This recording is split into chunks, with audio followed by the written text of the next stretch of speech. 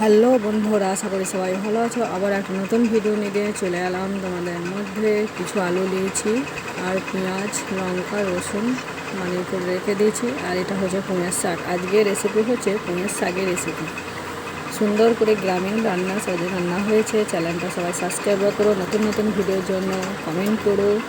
আশা করি সবারই ভালো লাগবে ভিডিওটা। এই যে ভালো করে আমি ওটাকে ধুয়ে নিয়েছি, শাকটাকে পরিষ্কার করে হয়ে গেছে।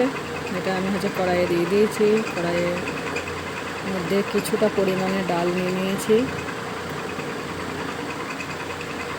ডালটা ধুয়ে দিয়ে দিলাম ওর সঙ্গে।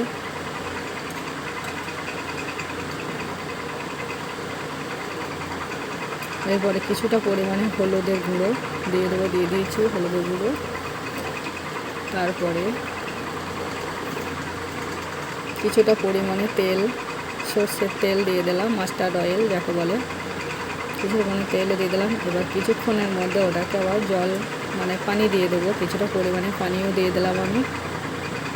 এবার ভালো করে ওটাকে নেড়ে ঢাকা দিয়ে রাখবো। কিছুক্ষণ পর ওটাকে আবার করব। তার মধ্যে আবার ওতে লাগবে কটি কাঁচা লঙ্কা আর কাঁচা পেঁয়াজ। পরে আছি এই দেখো, কাঁচা লঙ্কা আর পেঁয়াজ কুচি দিয়ে দিলাম। দিয়ে দেওয়ার পর এটা ভালো করে সেদ্ধ হবে। সেদ্ধ হওয়ার পর তারপরে এটাকে ঢাকনা দিয়ে ঢাকা দেবো। ঢাকা দেওয়ার পর ভালো করে যখন সেদ্ধ হয়ে যাবে, কিছুটা রসুনের বাটা দিয়ে দেবো। এই যে থাকলো ঢাকা। এখন পর আবার ফিরে আসছি। এই দেখো অনেকটা সেদ্ধ হয়ে এসেছে, হচ্ছে জিনিসটা আস্তে আস্তে। আমার গ্রামীণ উপায় হচ্ছে পুঁইয়ের শাকের রেসিপি। অবশ্যই সবারই ভালো লাগবে এরকম করে রান্না করলে পরে। আর গরম ভাতের সাথে এমনি তো বলতে হবে না, খেলে খুবই সুন্দর লাগবে। গরম গরম ভাত আর এই পুঁইয়ের শাক আলু দিয়ে আর মুসুরির ডাল দিয়ে এত সুন্দর লাগবে। তার মধ্যে কিছুটা রসুন বাটা আমি দিয়ে দেবো।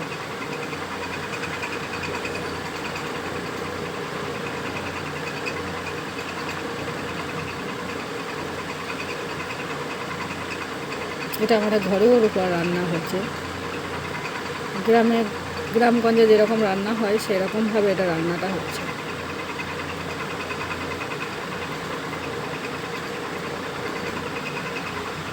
কেউ স্কিপ করে দেখবে না, একদম শুরু থেকে শেষ পর্যন্ত দেখবে। যখন ঢাকা দেওয়া হচ্ছে তারপর আবার আমি আসছি ফিরে। এই যে অনেকটা হয়ে এসেছে সেদ্ধ।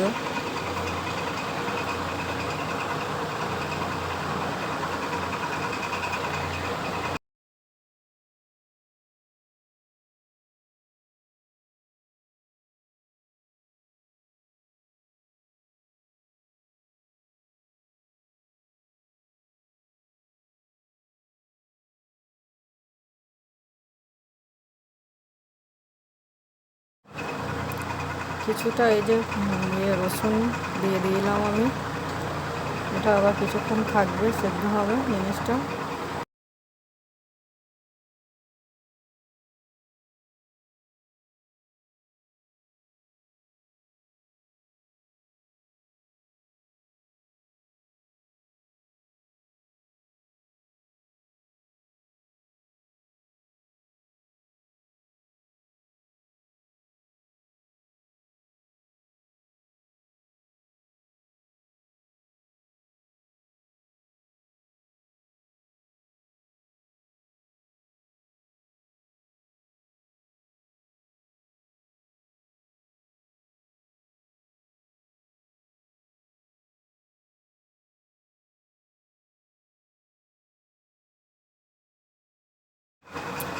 দেখো পানিটা অনেকটা মরে এসেছে, গাঠা গাঠা হয়ে এসেছে।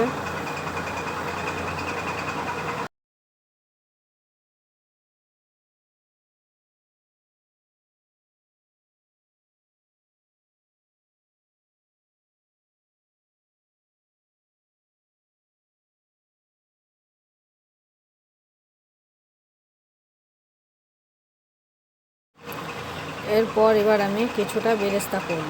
আগে কড়াইটা তোমার গরম করে নেব। গরম করার পর এই যে কিছুটা শুকনো মরিচ, দুটো শুকনো মরিচ দিয়েছি। ওর মধ্যে হচ্ছে একটু শুকনো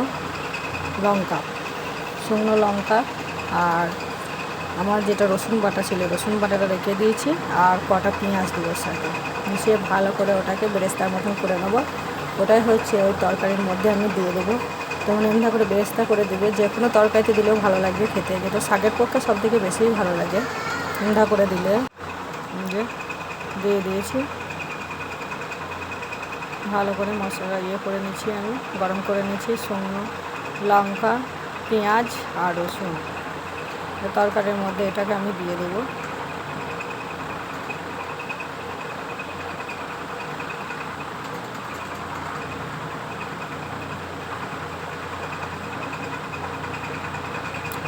আশা করি ভিডিওটা সবারই ভালো লাগবে। তোমরা বাড়িতে এরকম করবে, কত সুন্দর লাগবে, টেস্ট কমেন্ট করে বলবে আর নিজেরা রান্না করবে। খুবই সুন্দরই লাগে খেতে। আমাদের বাড়িতে প্রায়ই হয় এরকম রান্না। সবজি যাকে বলা হচ্ছে পাঁচমিশালি তরকারি। সবাই ভালো থেকো, সুস্থ থেকো, টাটা। আবার নতুন নতুন ভিডিওর জন্য কমেন্ট করো। ভালো থেকো।